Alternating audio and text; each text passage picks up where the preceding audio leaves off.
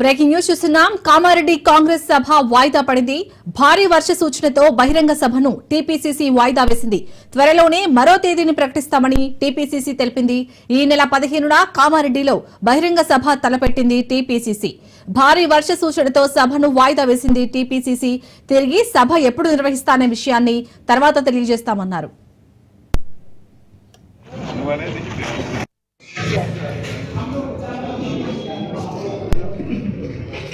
Police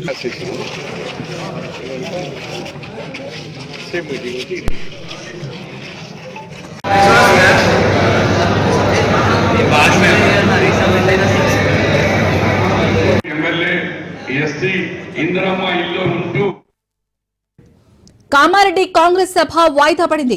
భారీ వర్ష సూచనతో బహిరంగ సభను టీపీసీసీ వాయిదా వేసింది. త్వరలోనే మరో తేదీని ప్రకటిస్తామని టీపీసీసీ తెలిపింది. ఈ నెల 15న కామారెడ్డిలో బహిరంగ సభ తలపెట్టింది టీపీసీసీ.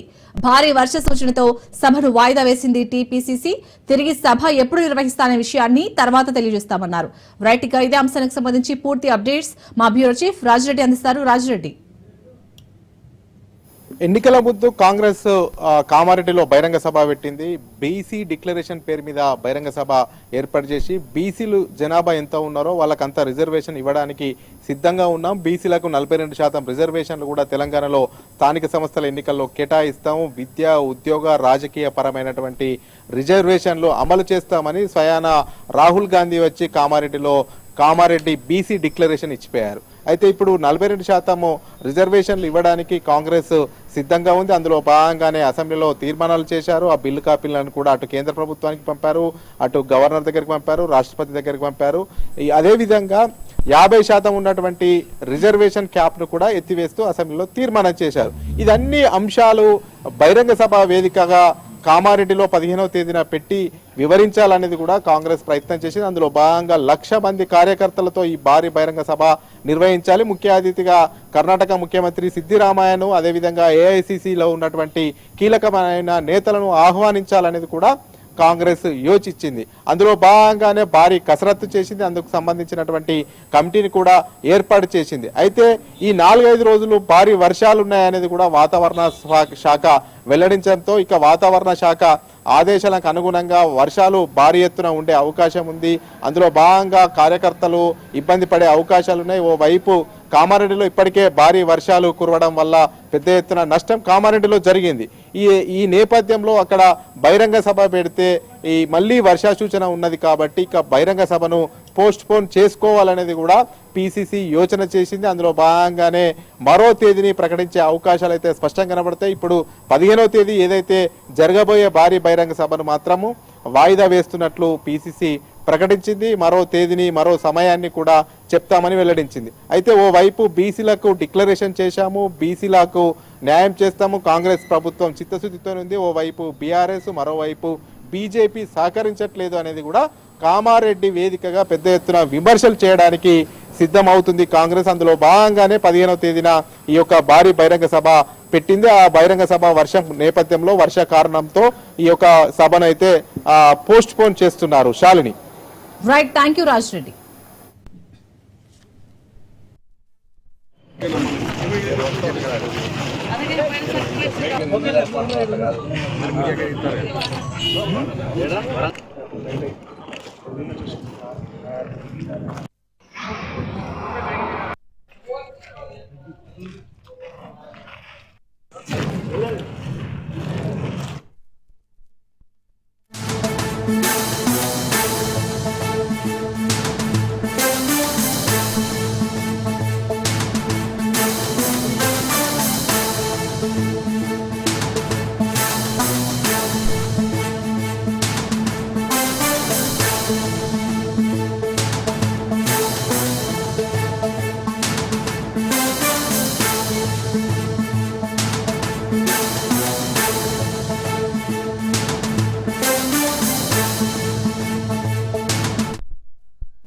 జయశంకర్ జిల్లా భూపాలపల్లిలో మానేరు వాగులో ఇసుక కోసం వెళ్లిన ట్రాక్టర్లు బోల్తా పడ్డాయి. భూపాలపల్లి జిల్లా టేకుమట్ల మండలం గరిమిళ్లపల్లి, పెద్దపల్లి జిల్లా ఓడేడు గ్రామాల మధ్యలో గల మానేరు వాగు పొంగింది. భారీ వర్షాలకు ఒక్కసారిగా వాగు ఉధృతి పెరిగింది. వాగు నుంచి ట్రాక్టర్లను బయటకు తీసుకొచ్చేందుకు ప్రయత్నించగా అవి బోల్తా పడ్డాయి. వాగులో చిక్కుకున్న డ్రైవర్లను రక్షించేందుకు పోలీసులకు రంగంలోకి దిగారు.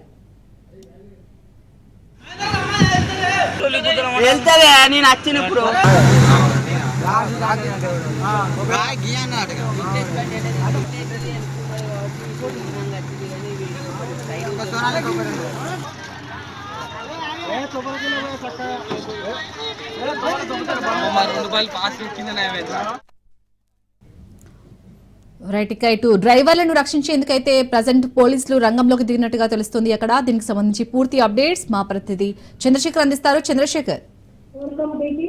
శాలిని, ఏదైతే జయశంకర్ భూపాలపల్లి జిల్లా టేకుమట్ల మండలం గరిమిళ్లపల్లి ఇటు పెద్దపల్లి జిల్లా ఓడేడు గ్రామాల మధ్యలో ఉన్న మానేరు వాగులోకి ఈ రోజు 11 ట్రాక్టర్లు ఇంద్రమ్మ ఇళ్ల కోసం ఇసుక కోసం వెళ్ళడం జరిగింది.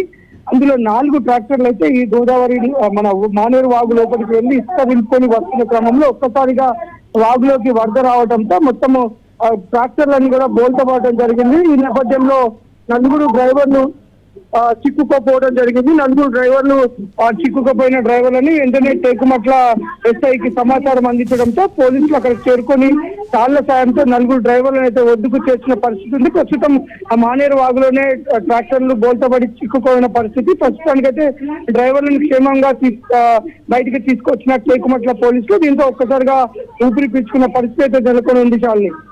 Right, thank you Chandrasekhar.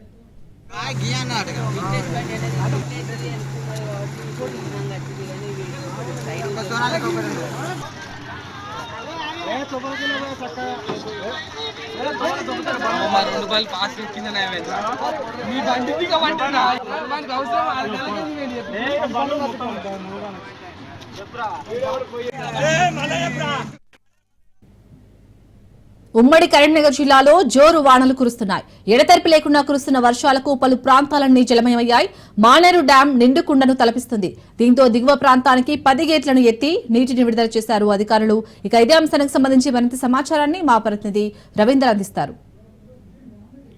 కురుస్తున్న వర్షాల కారణంగా కూడా కరీంనగర్ ఉమ్మడి జిల్లా వ్యాప్తంగా ఇప్పటివరకే జలకళ సంతరించుకుందనే చెప్పవచ్చు. నిన్న కురిసిన వర్షానికి కొన్ని చోట్ల ఇప్పటివరకే కొన్ని ప్రాంతాలలో వరదలు అధికంగా రావడంతో చాలా చోట్ల ఇప్పటివరకే కొన్ని కాలనీలు కూడా నీట మునిగిన పరిస్థితి అయితే చెప్పవచ్చు. హుజరాబాద్లో చూసుకుంటే హుజరాబాద్లో దాదాపు కొన్ని ఏరియాలు అయితే మొత్తం వాటర్ అధికంగా రావడంతో ఇండ్లలోకి నీరు చేరడం, అక్కడ హుజరాబాద్ కాలనీకి సంబంధించిన వాసుల్లో నిన్న రాత్రి నుంచి కూడా వాళ్ళు బిక్కుమంటూ చూశారు. ఆ వరద నీటిలోనే ఉండడము, ఒకవైపు కరెంటు కట్ కావడంతో కూడా చాలా వరకు ఇబ్బందులు ఎదుర్కొన్న పరిస్థితుల నేపథ్యంలో ఈ రోజు ఉదయం కొంచెం తగ్గుముఖం పట్టడంతో వాళ్ళు కూడా వాళ్ళ సామాన్లు కావచ్చు వాళ్ళు మొత్తం లోపలికి పెట్టుకుంటూ అదేవిధంగా వాళ్ళకు తినడానికి అక్కడ ఉన్న మున్సిపల్ అధికారులు అయితే ఏర్పాట్లు చేస్తున్న పరిస్థితి కనబడుతుంది. ప్రస్తుతానికి మనం లోవర్ మానేర్ డ్యామ్ వద్ద కూడా ఉన్నాము. ఈ లోవర్ మానేర్ డ్యామ్ సామర్థ్యం వచ్చి 24 టీఎంసీలకు కానీ ఇప్పటికే 23 టీఎంసీల వాటర్ అయితే వచ్చి చేరడంతో దీనికి సంబంధించిన 10 గేట్లను ఎత్తి దిగువ ప్రాంతానికి 36,000 క్యూసెక్ల వాటర్ని అయితే వదులుతున్న పరిస్థితి కనబడుతుంది. అంటే దీంట్లో మిడ్ మానేర్కి సంబంధించి అక్కడ నుంచి పైనుంచి ఫ్లో రావడంతో కూడా మిడ్ మానేర్ నుంచి దాదాపు 30,000 క్యూసెక్ల వాటర్ దీంట్లో వచ్చి కలుస్తుందని చెప్పవచ్చు. మిడ్ మానేర్ సామర్థ్యం వచ్చి 27 టీఎంసీల 1.75 సామర్థ్యం కూడా అది ఉందని చెప్పవచ్చు. అదేవిధంగా అటు చూసుకుంటే డ్యాములన్నీ కూడా ఇప్పటికే నిండుకుండలను తలపిస్తున్న పరిస్థితి అయితే కనబడుతుందని చెప్పవచ్చు. ఎల్లంపల్లికి సంబంధించి ఎల్లంపల్లి రిజర్వాయర్లో కూడా ఇప్పటికే అక్కడ చాలా వరకు వరద నీరు రావడంతో దాని కిందకి సంబంధించి ఆ ప్రాజెక్టులకు సంబంధించిన వాటర్ రావడంతో కిందికి దిగువ ప్రాంతానికి కూడా వాటర్ వదులుతున్న పరిస్థితి కనబడుతుంది. దాదాపు 1,00,000 పైచిలకు క్యూసెక్ల వాటర్ ఇన్ఫ్లో వస్తుంది.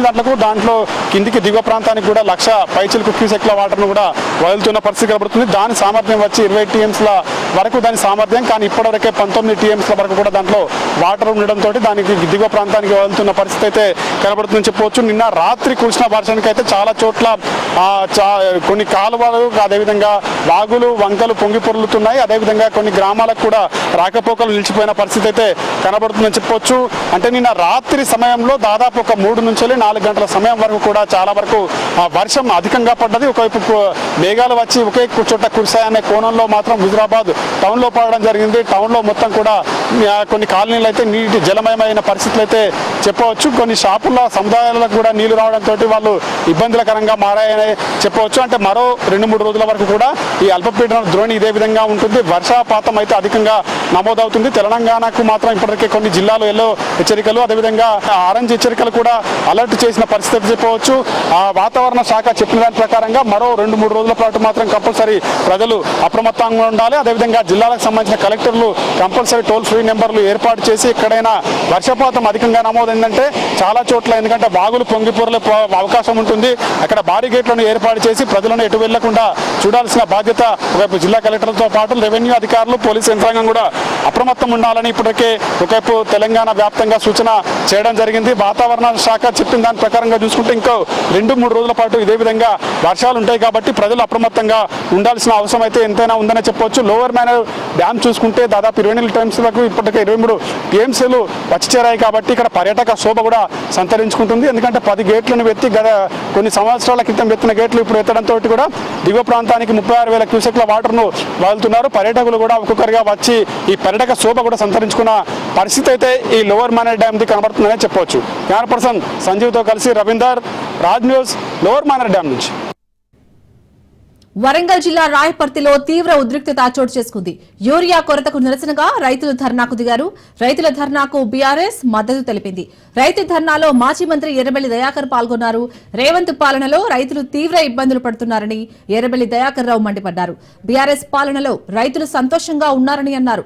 ధర్నా చేస్తున్న ఎర్రబెల్లి దయాకర్ రావును పోలీసులు అరెస్ట్ చేశారు. ఎర్రబెల్లి అరెస్ట్ ని రైతులు బీఆర్ఎస్ శ్రేణులు అడ్డుకున్నారు.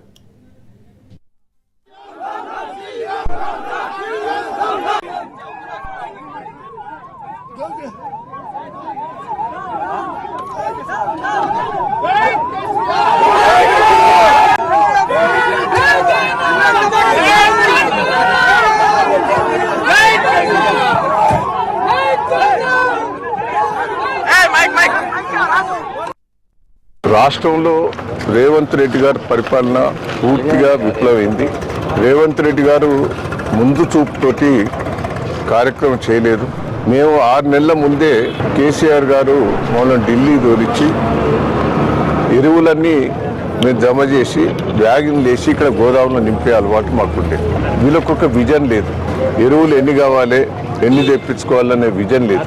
ఎరువులు ఫ్యాక్టరీలన్నీ మన తెలంగాణలో ఉన్నాయి. మళ్ళీ ఆ విజన్ కూడా లేదు. కేసీఆర్ గారు ఒక విజన్ తోటి నీళ్లు అడ్వాన్సు 3 నెలల ముందే రిజర్వాయర్లు నింపేది, కాలువల పంటి నీళ్లు నింపి షెర్లు నింపించే ఏర్పాటు చేసేది. రైతులకు ఏం కావాలనేది రైతు దున్నక ముందే రైతు బంధు ఇచ్చేది, యూరియా బస్తాలు సప్లై చేసేది. అంటే ఒక విజన్ తోటి కరెంటు కోసం కూడా బయట రాష్ట్రాల నుంచి కొనుక్కొచ్చి కరెంటు మనకు సప్లై చేసేది 24 గంటలు. రేవంత్ రెడ్డి గారు బోకస్ మాటలు, అబద్ధ మాటలతోటి అధికారంకి వచ్చిండు. అయినా నీ బోకస్ మాటలు, 420 మాటలు ఒక్కటి కూడా నిలబెట్టుకోలేదు. కర్ణాటక రాష్ట్రానికి చెందిన కిషన్ పవార్, శాంతాబాయి దంపతులు 15 ఏళ్ల క్రితం సంగారెడ్డి పట్టణానికి వచ్చి స్థిరపడ్డారు. ఆ దంపతుల చిన్న కుమారుడు సంపూరన్ నాయక్ బీకాం ఫైనల్ ఇయర్ చదువుతున్నాడు. కాగా ఏడాది క్రితం బైక్ మీద నుంచి ప్రమాదవశాత్తు కింద పడ్డాడు. దీంతో తలకు తీవ్ర గాయాలయ్యాయి. కంటి నుంచి బ్రెయిన్ కి వెళ్లే నరం వీక్ కావడంతో చూపు కోల్పోయినట్లు వైద్యులు ధృవీకరించారు. గాయాలైన సమయంలో 4 రోజులు కోమాలోకి వెళ్లాడు కూడా.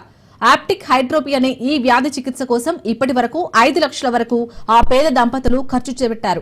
తిరిగి చూపు రావాలంటే మరో 2 ప్రధాన చికిత్సలు చేయాల్సి ఉంటుందని డాక్టర్లు సూచించారు. అందుకోసం దాదాపుగా 8 లక్షలు ఖర్చు అవుతుందని చెప్పారు. ఆక్యూపంక్చర్, స్టెమ్ సెల్ రిజనరేషన్ ఒకేసారి చేస్తే కంటి చూపు తిరిగి వస్తుందని డాక్టర్లు స్పష్టం చేశారు.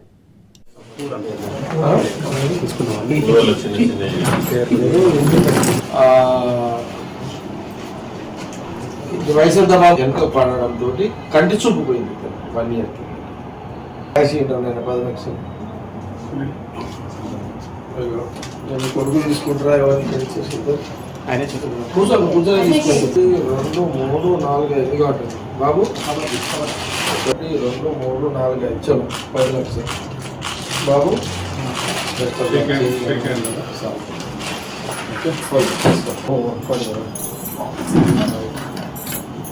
ప్రపంచాన్ని చూసి ఫోటో నిలబడదా పైసలు ఇస్తా. జాగ్రత్త.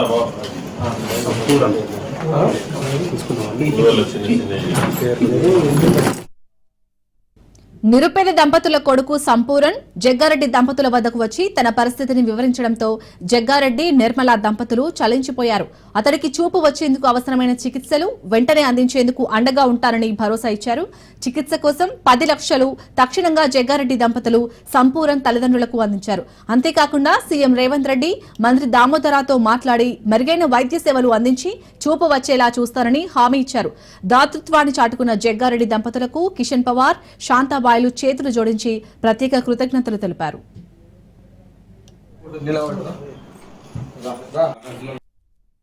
5 లక్షలు టెస్టింగ్ అయింది ఇప్పుడు ఏంది ఇప్పుడు సొల్యూషన్ ఏంటి బాబుకి కళ్ళు రావడానికి ఏంటి సొల్యూషన్ ఇప్పుడు టెస్టింగ్ ఇప్పుడు ఏ హాస్పిటల్ బాబు నువ్వే చెప్పు కేదాకి multi speciality pain management acupuncture కొండాపూర్లో ఉంది సార్. ఇంకొకటి neurocyte stem cell research centre Gachibowli. అక్కడ ఎంత ఖర్చు వస్తుంది ఇప్పుడు నీకు ఈ ట్రీట్మెంట్కి? ఇక్కడ మన యాక్యుపంక్చర్ కి 3,60,000 వస్తుంది. స్టెమ్ సెల్ కి 3,20,000. ఇప్పుడు ఫస్ట్ వేస్ అన్ని రెండు ఒకటి ఇస్తారా స్టెప్ బై స్టెప్? సార్ కలిపి సార్ రెండు కలిపి చేస్తారా? ఎందుకంటే ఇది యాక్యుపంక్చర్ డైలీ జరుగుతుంది. స్టెమ్ సెల్స్ ఫిల్టర్ చేసిన బ్లడ్ ఉంటుంది సార్, అది దాన్ని ఐ డ్రాప్స్ త్రూ నా కంటిలోకి వేస్తారు సార్. సో అది నా కంటి నరంలో వెళ్ళి రీజనరేట్ అయితే ఇది కరెంట్ సర్క్యులేషన్ చేస్తుంది. సో బహుత్ ఇంపార్టెంట్. రెండు ఎట్ ఏ టైం చేస్తారు? అవును సార్. రెండు ఒకటేసారి కాబట్టి 7-8 lakhs ఉండాలి ఇప్పుడు నీ దగ్గర, అంతేనా? 10 lakhs కావాలి అంతే కదా? 7 lakhs ఖర్చులు అంటే 10 lakhs. యాక్యుపంక్చర్ మరియు స్టెమ్ సెల్ రెండు కలిపితేనే 100% వస్తుందని ఓకే కావాల్సింది. 7-8 లక్షలు అంటున్నావు కదా, 7-8 లక్షలు కాదు 10 లక్షలు అరేంజ్ చేస్తాం. ఆ 8 లక్షలు ట్రీట్మెంట్కి పెట్టుకోండి. రెండు ట్రీట్మెంట్ 5-6 లక్షలు టెస్టింగ్. ప్రభుత్వ అనాలోచిత నిర్ణయం వల్ల లక్షలాది మంది కేబుల్ ఆపరేటర్లు ఉపాధి కోల్పోతున్నారని, వారిని ఆదుకోవాల్సిన బాధ్యత ప్రభుత్వానిదని అన్నారు బీజేపీ రాష్ట్ర అధ్యక్షుడు రామచంద్రరావు. రేపు జరగనున్న ధర్నాకు మద్దతు తెలపాలని కేబుల్ ఆపరేటర్లకు రామచంద్రరావును కలిశారు. తమ న్యాయమైన సమస్యలను పరిష్కరించాలని విన్నవించారు. కేబుల్స్ ను కట్ చేయడం వల్ల తాము తీవ్రంగా నష్టపోతున్నామని వాపోయారు. ప్రభుత్వం దీనిపై తక్షణమే స్పందించి సమస్యను పరిష్కరించే దిశగా ప్రయత్నించాలని కోరారు.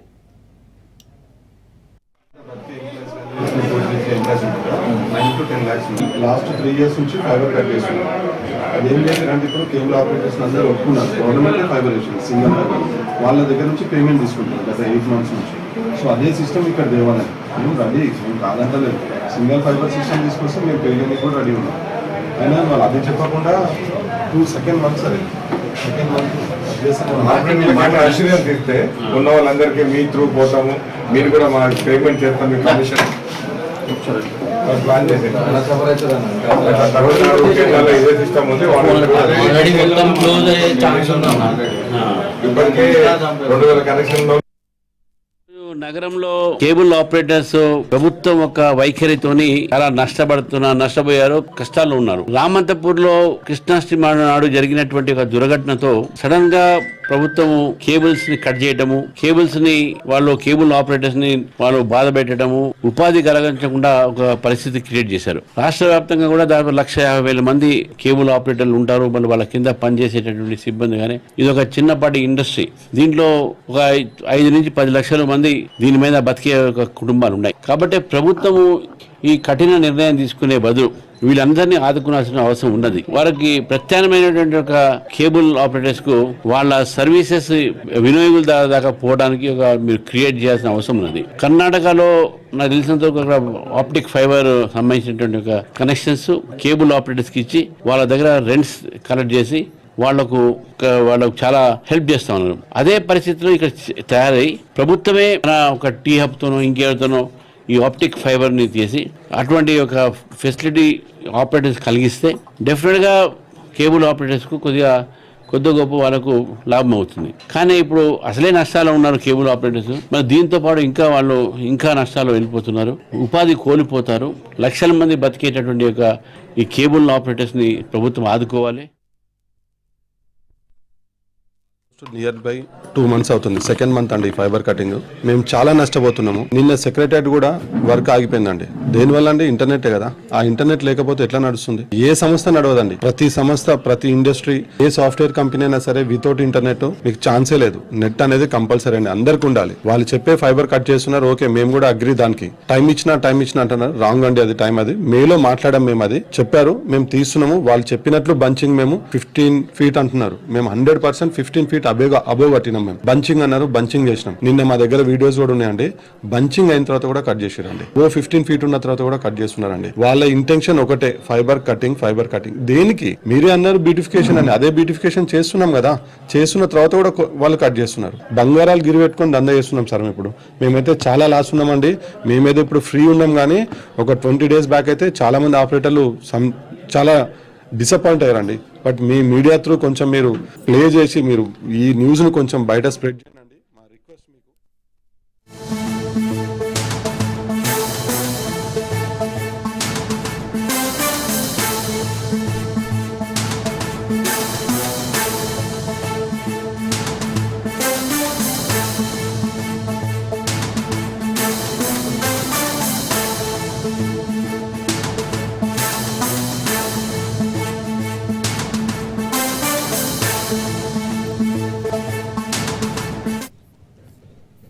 వికారాబాద్ జిల్లా తాండూరులో కొత్త తరహా మోసం దర్శనమిచ్చింది. సిగరెట్ ప్యాకెట్లో అట్ట ముక్కలు కనిపించాయి. దీంతో అమ్మేవారు, కొనేవారు ఆశ్చర్యానికి గురయ్యారు. తాండూరు పట్టణంలో సుమారు 20 నుంచి 30 దుకాణాల్లో, కిరాణా దుకాణం, పాన్ షాపులలో పెద్ద గోల్డ్ ఫ్లాగ్, చిన్న గోల్డ్ ఫ్లాగ్ ప్యాకెట్లలో అట్టముక్కలు వచ్చాయి. ప్రధానంగా ఓ కిరాణా షాపులలో గోల్డ్ ఫ్లాగ్ ప్యాకెట్ల ప్యాకింగ్ ఓపెన్ చేసి అమ్మే క్రమంలో ఈ విషయం బట్టబయలైంది. పట్టణంలోని ఐసీఎల్ అనే ఏజెన్సీ నియోజకవర్గం మొత్తంగా సిగరెట్లు పంపిణీ చేస్తుంది. అయితే వారి ఏజెంట్ల ద్వారా తీసుకున్న సిగరెట్లలో ఈ విధంగా రావడంతో ఏజెన్సీపై అనుమానాలు వ్యక్తమవుతున్నాయి. దీంతో ఏజెంట్లను వివరణ అడగ్గా ఏజెన్సీకి రావాలని చెప్పినట్లుగా తెలిసింది. ఏజెన్సీ నిర్వాహకులు మాత్రం ఈ ప్యాకెట్లు తమవి కావని, బిల్లు ఉంటే చూపించాలని పొంతనలేని సమాధానమిచ్చారు. అయితే తాండూరులో ఏజెన్సీ వాళ్లు ఒరిజినల్ బిల్లు ఇచ్చిన దాఖలాలు లేవు. ఈ విషయంపై పోలీసులకు కొందరు వ్యాపారస్తులు ఫిర్యాదు చేయగా దర్యాప్తు చేస్తున్నట్లు వెల్లడించారు.